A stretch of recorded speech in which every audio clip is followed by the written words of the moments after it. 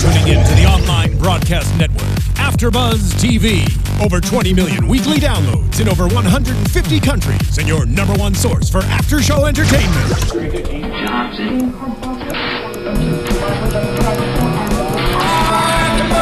AFTERBUZZ TV, the destination for TV superfans, producing after shows for over 300 of your favorite TV shows, interviewing celebrities and showrunners, and bringing you behind-the-scenes exclusives. All thanks to E! Entertainment's Maria Menounos, producer Kevin Undergaro, and internet leader Akamai.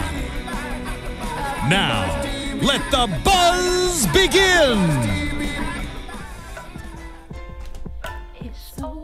Sing it, Mercedes. Over. That sounded good. Keep going, Mercedes. This is R&B Divas LA.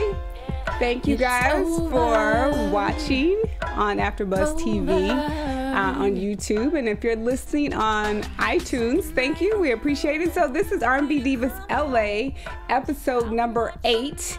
And the name of this episode is Divas Shade on Stage. Yes. So I'm your girl, Madison Chase, your trainer to the stars and the star in you. And we're listening to Chrisette Michelle. I'm actually sad that she's not on the show because she's leaving. She left. And you can find me on Twitter at Madison Chase Fit. And Cortez G. West is not here. Unfortunately, I have no idea where he is. So you guys, leave him a message on YouTube and let him know that you're sad that he's not here. But I do have an incredible singer. She's an incredible young lady. She's going to UCLA. She's really like my little sister. I'm so happy to have her here. Happy to be here. Thank you. Mercedes Hughes. So where can they find you on Twitter? You can find me at Twitter at WhoIsMercedes. Who is Mercedes? All one word. All one word. And that's Mercedes like the car, right? Yes, ma'am. Okay, so Mercedes, since you're a musician, singer, songwriter, all of the above, out of the R&B divas, who is your favorite so far? Who would you have to say? Me, I would have to say Little Mo has to be my favorite. Okay, why is she your favorite? Because she keeps it raw, she keeps it hood, she don't play. Yeah. And I'm all about that. I'm all about keeping it real. Right. And Little Mo, she would call you out on it. If she think you being fake, she'd be like, no, I'm not putting up with it. Just like when she walked out in the middle of the one-woman show, I was like, okay, you know, at least she keeps it real. Right. You know, so yeah, that's your favorite. I'm all for it, yeah. Okay. She's my favorite. Okay, we're not going to ask me that question because I think my favorites like actually switch sometimes. So I would say probably for this show, I don't know. I would probably go with Brave because I feel like even though she's the youngest, she was kind of like the most mature, like in trying to like not have the shade and not do that messy stuff. And let's, you know, like I think she said something when they were getting ready to go to Shantae's play. I don't know if Stacey asked her what the play was about, the one woman show was about, and she was kind of like eight faces, or she meant to say 8 stages, and she really was not trying to be funny. But they tried to take it there. And so she tried to pull it back like, no, the 8 stages of her life. And I was just like, wow. Okay, so first scene is scene number 1, and they're at Maverick's flat, and it's a book signing. Shantae's more, her book is about Would I Marry Myself, which I think is an interesting title when you're talking about, because we're all in this society, I think we don't really self-analyze a lot, and so we have all of these things that we want, but those things that you want in life, could you say that the person that might want you, do you have the things that they might want? So I think that's kind of what Shantae's book is about. And she has a book signing, and I love her quote. She says, as women, and I think men might have a list, but they may not verbalize their list. They might internalize it, like, you know, she's got to look a certain way, because more men are concerned about looks. But Shantae says he's got to have 6 figures, a 6 series. I'm assuming that's a 6 series BMW, maybe. I think, yeah, I would assume. And he's got to be 6 feet tall. And then she was I'm like, with that. I mean, I'm a tall girl. I'm 5'10". You so are tall. Yes, me, I'm 6'3" with heels on. So yes, I mean, I'm totally with the 6 feet rule. Okay, I think you need to have the 6 feet rule. Yes. At least 6'4". You got to have that rule. Yes. Not many women can say that, Mercedes. But yeah, so then she said that's 666, so that's the devil. I think we throw religious things around so much so that that's not necessarily, because if you're a woman and you're making six figures and you're 6 feet tall and you drive a 6 Series, why not want somebody that has the same thing? And I think in our community sometimes, like, we don't strive for men who are just as successful because I don't know why. And typically I think it's easier for a black woman to be more successful than it is for a black man to be more successful, because if we look at what's happening in our community with Ferguson, what happened in New York with Mr. Brown, so just all of those things that are happening, it's harder for a black man to be more successful. So wanting that is a whole other thing. And me and my mom were having this conversation when we look at racial profiling and the statistics of black men being in prison and then coming out of prison. Like, what is there to do? You know what I'm saying? Like, as far as you being a successful black man, it's such a bad cycle of black men often not being as successful as black women. So that's kind of what Shantae's book is about. But I think it's not fair to say that you shouldn't want somebody who is just as successful. So what do you think, Mercedes? I mean, I think today we're so stuck on that picture, that image, and we want, I mean, especially you have a powerful woman, like, you know, you already have the job, you have the career, you just want that trophy husband, you know? Right. And I feel like we're so stuck on cliches, especially society today, that, you know, even though we may find a man, he has the money, he has a career, he has, you know, intelligence, because I love a smart man.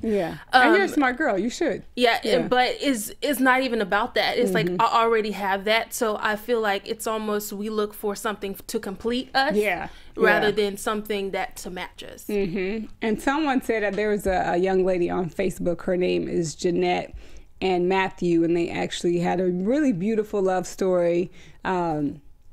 They waited to do everything like kiss. Like their first kiss was actually at the altar. Oh, that's sweet. And in her poem, she said, I'm not looking for a man to complete me, because in God I'm already complete. I was like, oh, that's a good thing. So, yeah, that was good. Amen to that. I know, right? Amen. So let's talk about, so Shantae is turning her book into a one-woman play. And initially, there was like a whole lot of shade about her doing a one-woman play. And it is really never a good thing to get in the middle of somebody else's relationship. Never, ever. I don't care who you are, how well you think you know that person. Because if the shoe were on the other foot, would you want somebody getting in your business? So, you know, for Stacey Francis and Little Mo to have opinions about Shantae expressing her side of the story, because there's always 3 sides to every story. Your side, his side, or her side, and then the truth. And then I even say there's 2 more other sides, because my perception is going to be different from your perception. So you got 2 different perceptions, and then you got your side, my side, and then the truth. So I say 5 sides to every story, just because, you know, what your perception and reality is 2 totally different things.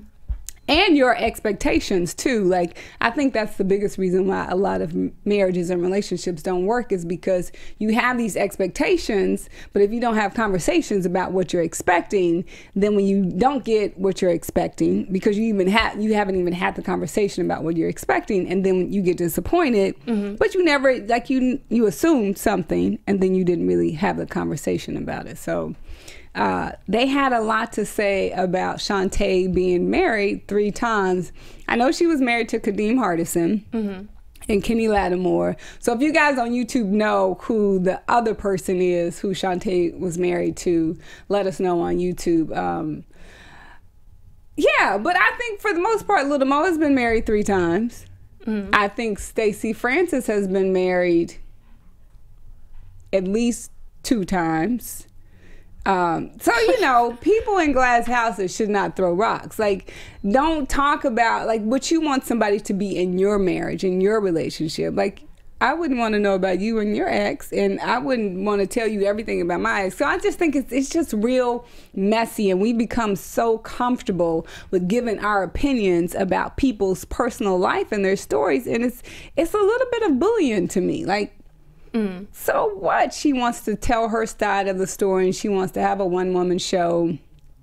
So yeah. So the second scene. Did you have anything else you want to say about?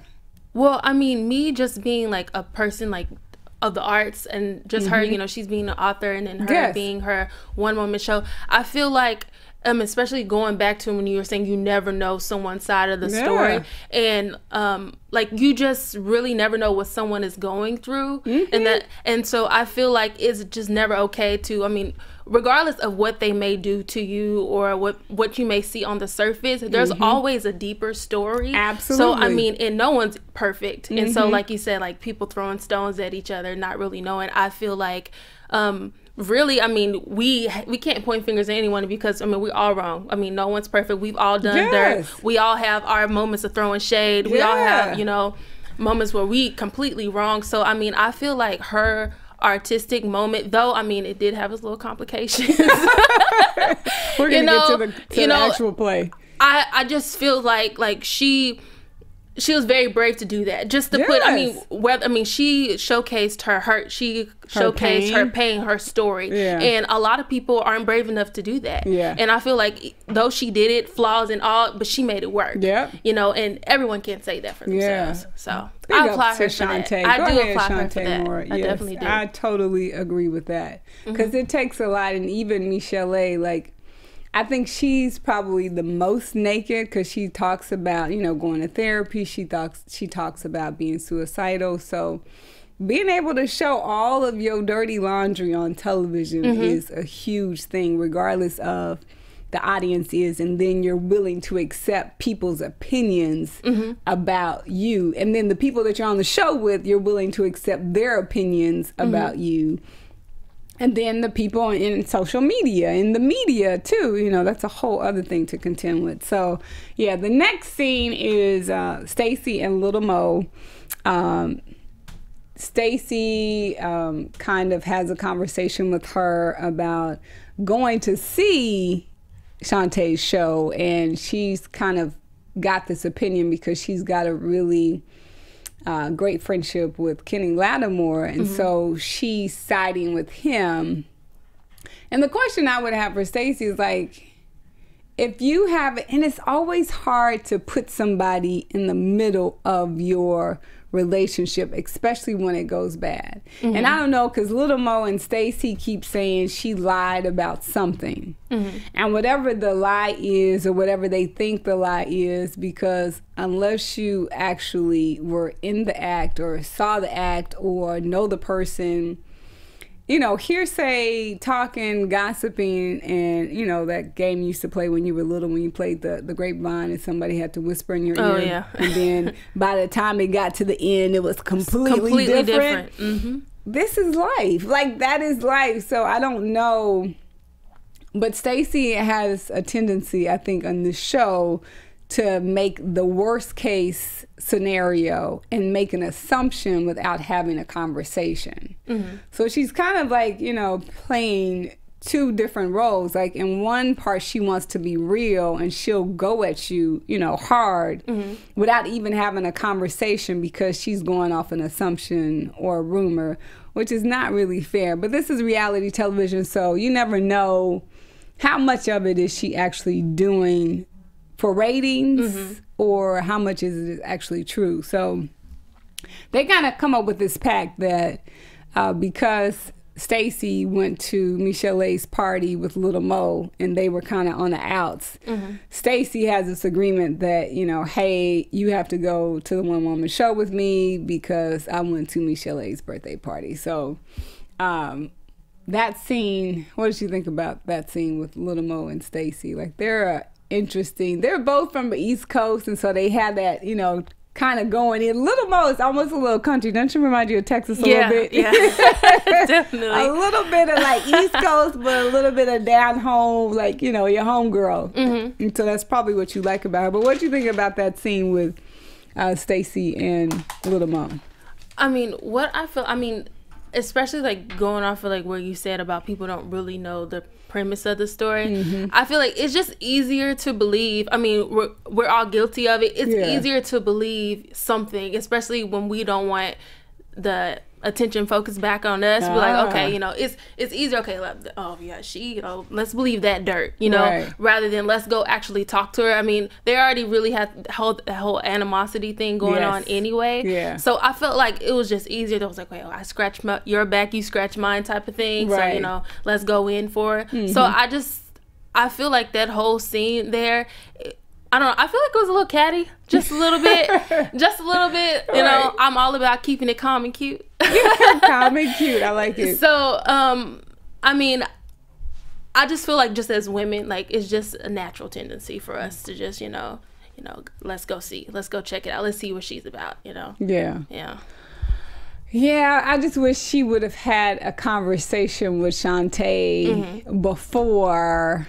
Because what she did in the dressing room, I was like, come on now, Stacey. Like, come on. She's hurt. Like, you can tell she's, like, hurt. Like, she was really hurt. You see that in her face. Like, when she leaves, she's like, redemption. Like, this is my story. Like, this is my side. Like, if Kenny Lattimore wants to do his own one-man show, then he could tell his side of the story. Yeah, that was interesting. Okay, so the next scene is Shantae and Michelle. They talk about the studio session with Warren, and so because Michelle wasn't there, oh, Michelle, I love you. I just want you to show up. So I don't know if that's like the producers doing that, where they want her to be late all the time. Like maybe they're telling her 1 o'clock, but really it's 11 o'clock, so she comes late. I don't know. So we'll have to find out. I can't wait to see the reunion to kind of really see like what is the truth about her always being late. Like, are you really always late? Some people are just late though.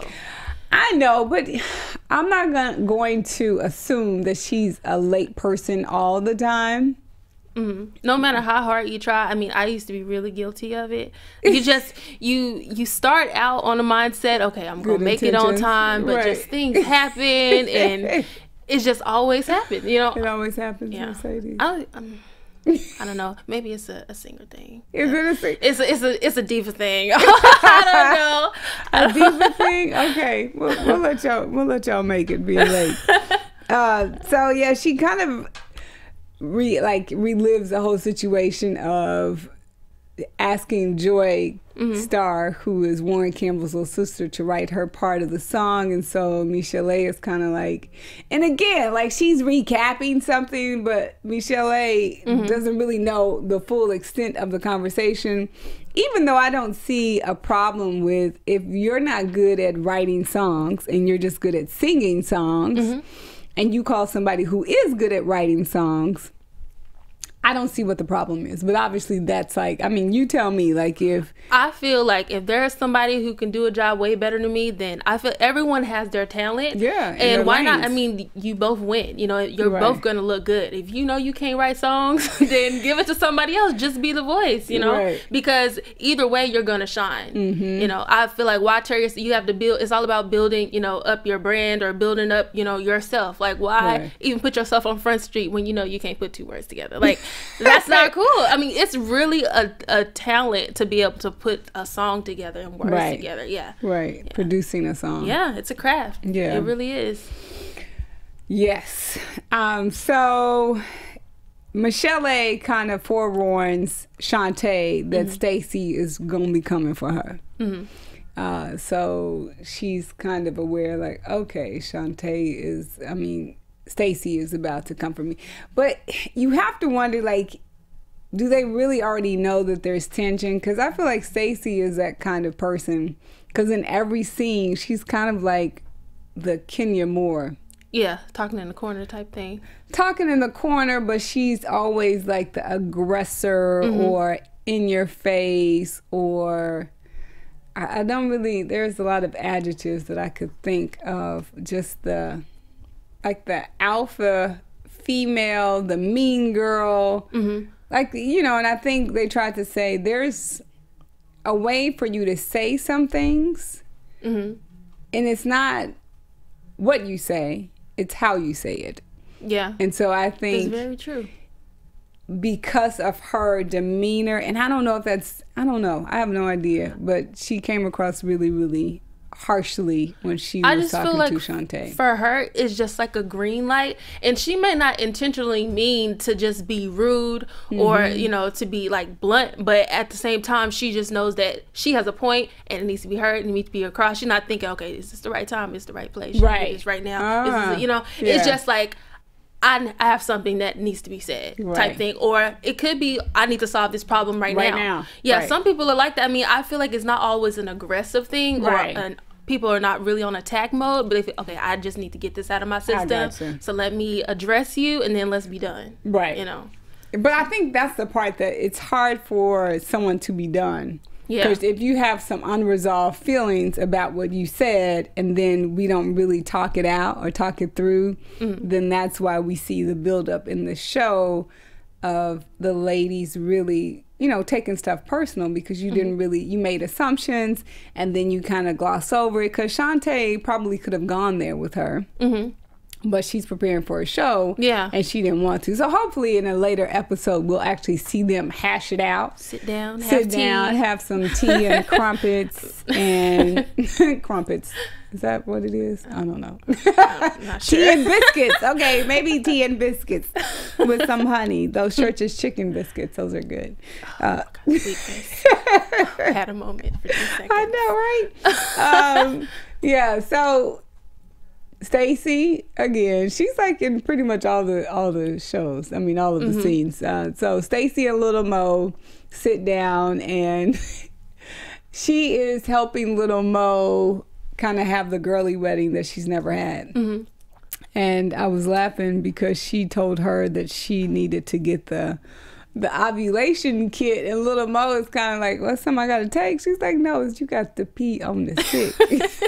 I was like, how do you, I guess you don't know what the ovulation kit is. I guess if you've never had to, you know, time. And so I guess because Carl, or KD, her husband, is a boxer, and so I think that that's common with athletes. Like if they're getting ready for a game or a fight, then I guess, you know, sex is such a virile, it takes a lot of energy out of you. I wouldn't know, but but I'm assuming, so she had to time because she still wants to have kids. How many kids does she have? Do you know? She said working on his 8th kid. I think that's what she said. Now, is I don't that know if between, that's all her. I think it's between them the two of them. Okay. Yeah, I don't think she has that many kids. Yeah, I was gonna say I don't think she's got that many. Okay, so yeah, that's probably what it is. So the goal is for Stacey to kind of help her. So she invites Kai Chase, who is a celebrity chef. I think she's cooked for a ton of celebrities. So she has her come over, and she cooks like a special meal. And I love the quinoa and the lobster. I'm laughing that she called it quinoa. I don't even know what she said. She said quinoa. When she said that, I was thinking of canola oil. I was like, what? Like, not that quinoa, but yeah, so quinoa, Quinoa. She thought it was, she was like, I don't know what it is, but it's quinoa, so I was laughing. That was that scene. But I love, like, Maryland crabs are like the thing for like Baltimore. Have you ever had a Maryland crab? I have not. I'm not a big crab person. It tastes, I mean, I don't like the smell of it. I mean, I like seafood. I do like some seafood. It just depends on what it is. But crawfish, and they just look like roaches of the sea to me. That's what they call them, I think. That's what they should call them, because they eat all the stuff at the bottom of the sea. But hey, I think they had crabs. Yeah, and then they had the little aphrodisiac wine. And yes, with I'm the glad crystals around the glass. Oh. She was like, drink your wine. I gotta tell you something. Right? Like, it is going down. She was like, drink it up. And he was like, I don't have a choice. No. So I hope they get pregnant soon. Hopefully, a little more. KD. Fingers crossed. Yeah, but I was laughing because she compared her vajayjay, or hoo-ha, when he's on the road, to a cactus. Oh, yeah. She was like, it's not dry, it's just not touched. I I was like, it's a lot of information, Little Mo. Thanks for sharing. We appreciate it. Keeping it real. Right. That's why she my girl. That's why she your girl. Okay. So that was the scene with the cactus and the special scene with the aphrodisiac. I wonder what was in it. What would be an aphrodisiac? I know chocolate is supposed to be. I know cinnamon is one. Cinnamon. I know oysters, which that just looks like a science experiment to me. But I know oysters are supposed to be in it. I think strawberries are supposed to. I think because it's in the shape of a hoo-ha or a JJ, whichever you want to call it. So I didn't want to say the C word that she said, so we're going to say that. Okay, so yeah.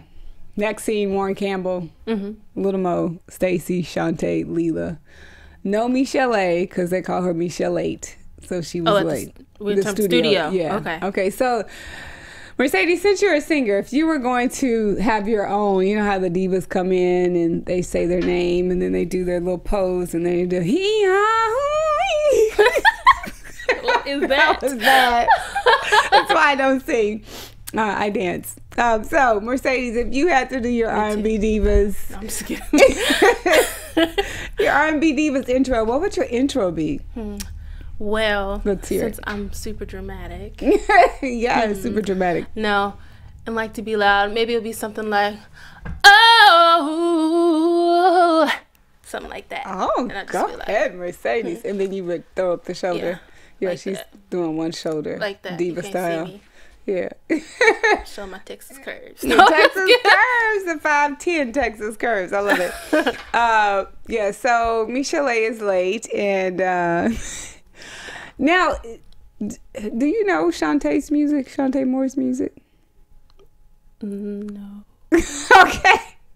Okay, because in this scene, Shantae... I guess everybody gets there except for Michelle A. And they get in the booth and they start to do their thing and their parts of the song. And so Warren starts with Shantae and he was like, you got to do the ooh, oohs. The oohs. I know. I mean, I feel for her just because no one likes to be the backup girl, especially when you like to be up front. So, I mean, I feel for her. No one wants to be the doo-wops. No one wants that. No, that's what that is. That's the doo-wop. You know, it's just because you're dealing with so many dominant personalities. Absolutely. And you're going to put 5 dominant chicks doing oohs and ahs? No, that's not okay. But even though hers, and I don't know, because I'm not a singer at all, by no stretch of the imagination, but her part and Stacey Francis's part kind of sounded the same, because hers was, I wrote them all down. Shantae's was ooh, do the ooh. Okay, yeah, well. And then Stacey's Francis was get through. How was that? It's all about the harmony. But I'm saying, like, the get through, like, to me, like, nobody was doing like a my name is, like, they weren't doing like a whole verse. Well, I mean, we only had clips and glimpses, so we didn't hear the whole song. You know. Okay. Yeah. But you know, I mean, I feel like trusting the producers know, like, they have that ear, so I'm pretty sure it'll work out. It worked really well. Yeah, but like you said, I think they were offended because she was like, "Why I gotta do the ooh ooh ooh?" So is the ooh ooh ooh less than the get through? I feel like it's equally important, especially because when you're in the studio, when you're recording, bottoms are most important, because if a bottom's on right, the lead vocal doesn't have anything to support it. So I mean, it's most important, and for him to put like strong voices underneath, like, that's the foundation of the song. So she should not be insulted that he asked her to do she the should ooh be ooh. honored. Yeah. Though still, I do feel for the doo-wops. I know how it feels.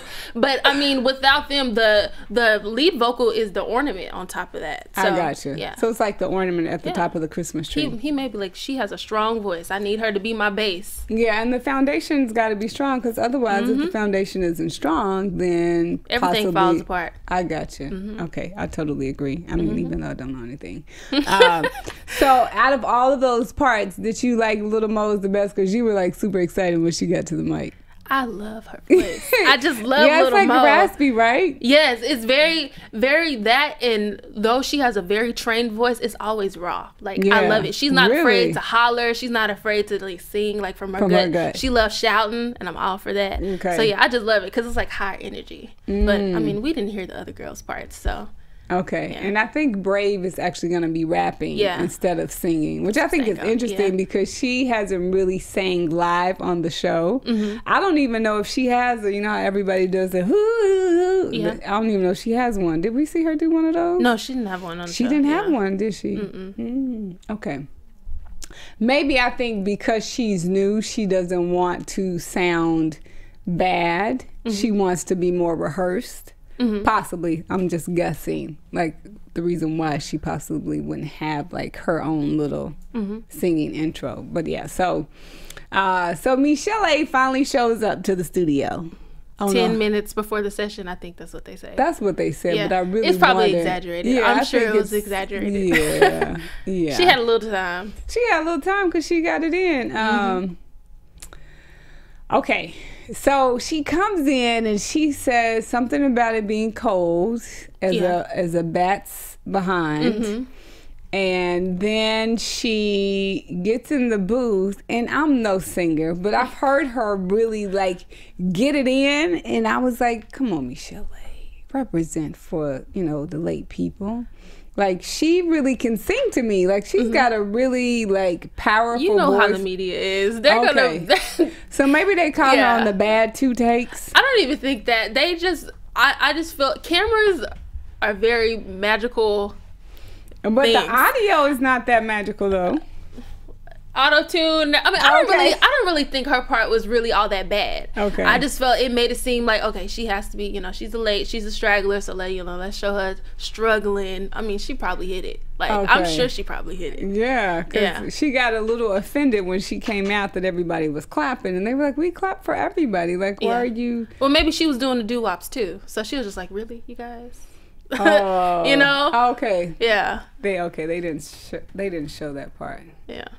Cause she sounded like she had more of like some words to say. I didn't write hers down, but she sounded like she like had more lines than just, you know, a couple of words. Yeah.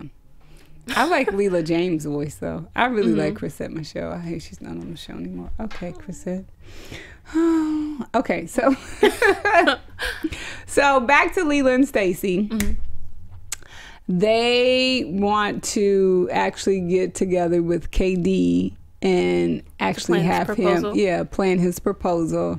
So Jonathan, our sound engineer, is actually married, so we wanted to ask him, being a married man, if you could redo your proposal, would you redo it? If I could redo my proposal, I actually might. Mine was a little bit bad timing. Okay.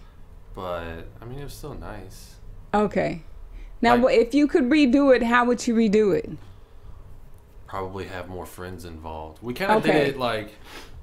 There's this place that we like to go hiking at. Oh, that's nice. And it's like got kind of a beautiful gorgeous mountain view. And it's got a big waterfall out there. So I wanted to do it out there, but me being the guy that I am, I kind of forgot that the day that I wanted to actually ask her, literally would have been the day, like, the year after her mom passed. Oh, yeah. So I did it the day before, but I mean, she was okay with that. But yeah, those are like, you don't want to have like the worst day of your life and then the best day of your life together. Yeah, and she liked it. You know, it was in that time frame though. Like I had to do it because it was our like fall break and our last semester of college, and she was more or less wanting to expect it, but I tried to keep it secret as best as I could. So like, I don't know, it was really tough to just even get the ring size. Okay. And stuff like that, and I was being sneaky. And how long have you been married? 3 years, but we've been together for 9 years. Oh, that's a long time. So you guys were college sweethearts? Yes, for the most part. We actually went to high school together, but we didn't start dating until I was a freshman and she was a senior. Oh, she's older? No, I'm older. Oh, okay. Gotcha. Okay. I was a freshman in college and she was a senior in high school. Okay, that's what I thought you were saying. Both of you guys were in college. Okay. Yeah. Got it. Okay. But in the grand scheme, like, if I could redo the proposal, I think I'd probably do something like a little bit more elaborate. Okay. I'm kind of a shy guy most of the time, so I didn't want to do like the big restaurant thing. Right. All the friends and stuff like that. Not then. I was more shy then. Now, if I had the chance to do it, I'd probably do it. Okay. Like big. Make it a big scene. I think you should. So yes, thank you, Jonathan. We wanted a guy's perspective because KeKe on the show is actually interested in Stacey and Leela's plan like a really big to-do, over-the-top proposal. He's all in for it. He's which I think all is in super for it. sweet. Yeah, that's super sweet. And so Stacey, I liked her saying, I'm really excited. I like him more because he's willing to, he didn't hesitate at all. Yeah. He was like, all right, let's do it. Yeah, he totally didn't hesitate. And I think that's a good man. So yay, KeKe. I'm excited for Little Mo and KeKe. So I hope we kind of get a glimpse from the next episode what he's going to do. So hopefully the room is like elaborate instead of him being a waiter. Like, you're going to see that that's your man dressed in a waiter suit. Can you be a little more original? I think that's kind of cute, though. No, that's not cute. Corny is cute. I mean, corny is cute, but... I think corny is cute. Okay, so that's kind of what they're going to do. If she likes it, I love it. I'm all for it. I'm going to need you to be a little bit more original. But I guess, maybe her family or somebody, they're going to jump out and be like, surprise! Hopefully. Teach his own. I know, that's true. He know his wife. So. He know his wife. That's true. I'm not Little Mo. Okay.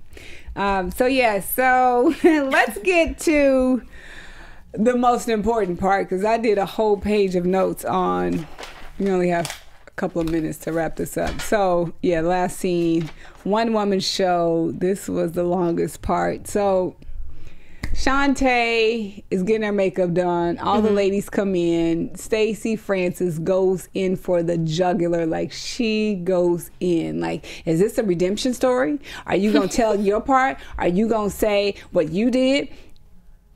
And Shantae is like, no, this is my story. Yeah. She's like, didn't get that memo that you was coming in here to attack me. Right. Yeah, this is some awkward surprise. She was like, I'm confused. Right. But you can see her whole disposition changes completely. And so she says that she used it during the show, and then during the show there's a bunch of hiccups. Yeah. Stacey leaves and she's getting loud, and I don't know if she was loud did and she cussing. Bump the Usher? I don't know if she did or not. She had her diva moment out the door. Yeah, but she totally leaves, and then Little Mo, I don't know if that energy kind of rubbed off on her. Yeah. Like, okay, well, I haven't seen this wedding dress before, and if she come out in another wedding dress, so at least Little Mo stayed. She watched it because Michelle A mentions, hey, I got a chance to meet her dad, and I understand why she didn't have a relationship with her dad. And he's an ex-drug addict. Now he's a doctor of theology. And it sounds like Shantae didn't grow up with her dad. And so, but I think Little Mo's thing was that, everybody's got their story and everybody's got their issues, but I claim my stuff. And if that's where you are, that's great. But obviously that's not where Shantae is, because maybe the story is not about her saying, I. It's about, this is how this affected me. So... we see that, and then Little Mo decides to leave when she's got the wedding dress, and then Michelle A gives her a little bit of shade because she says, I don't like that bustier with that wedding dress. I was like, really? It's a play. I mean, I think she was kind of going for like a princess theme. I thought she was like a godmother. I was really confused on that part. I really did. I was like, it was very costumey. But and maybe that's what she was going for. Like, she wants to look like a princess because she started the whole play with being Cinderella. Cinderella. Yeah. And she's gonna wait for him to find her. So yes. So what do you think about all of that? That was a whole lot. It was a whole lot. From, I guess, her... I feel after, like, it's almost like the tension. She felt their tension, even though I'm pretty sure it was like a pretty intimate space. So I'm pretty sure she could see them talking and getting up and walking up. And so she almost had to, one woman show to herself. So she was just like, and the microphone thing was super funny to me. I know, that was funny. But she was like looking like she was in the Matrix. Yeah, but I don't think Lil Mo had to leave. She was already there. Like, why leave at the in the middle of the show? Was I it mean, the that's middle? theater courtesy. You don't leave in the middle of the show. Yeah. She could have stayed till the end. Right, and then she didn't have to say nothing after, but at least stay till the end. I mean, because she still acknowledged her, but she threw shade to Little Mo at the end. She's like, I think you're gone. But if it's an intimate setting and you could see. Yeah. Like, okay, Little Mo. Like, I didn't really have an issue with you, but maybe, I think, no, they did. The other second season, they did have like a little heated discussion where she was going to throw her off a bridge or something crazy like that. So I think that was some residual. So yeah, she did acknowledge everybody and she did throw a little bit of shade to so maybe that's why this episode is called it is called Diva Shade on the Stage. So maybe that's in reference to Shantae throwing shade to Little Mo. So yeah, that's our R&B Divas LA episode number 8, and I am your girl Madison Chase, your training to the stars and the star in you, and a voice of virginity. And you could find me at Madison Chase Fit, and my lovely sitting in for Cortez G West, beautiful, tall, talented, smart Mercedes. I am Mercedes, and you can find me on Twitter at whoismercedes. That is all one word and spelled just like just like the card. Thank you so much, Mercedes. Thank you. Yay, good job. From executive producers Maria Menounos, Kevin Undergaro, Phil Svitek, and the entire AfterBuzz TV staff, we would like to thank you for listening to the AfterBuzz TV network. To watch or listen to other after shows and post comments or questions, be sure to visit AfterBuzzTV.com. I'm Sir Richard Wentworth, and this has been a presentation of AfterBuzz TV. Buzz you later. The views expressed herein are those of the hosts only and do not necessarily reflect the views of AfterBuzz TV or its owners or principals.